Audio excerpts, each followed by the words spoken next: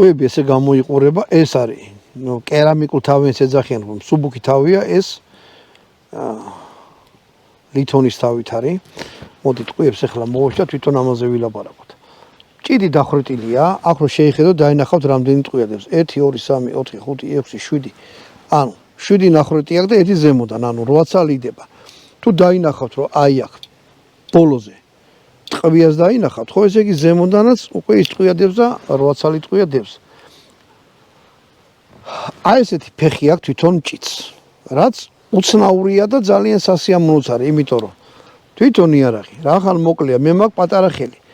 ჩემთვისაც კი აი ეს ნეკათითი უკვე რაღაც ისეთი მოსახერხებელი არ აჯდება, მაგრამ საკმარისია რომ გაუკეთო ეს ჭიდი, აი დასაკეთებს. და სურო სარდელივი სქელეთით იქონდეთ, ბოლო-ბოლო აი ამაზე ჩამოდეთ კიდეზე მაინც.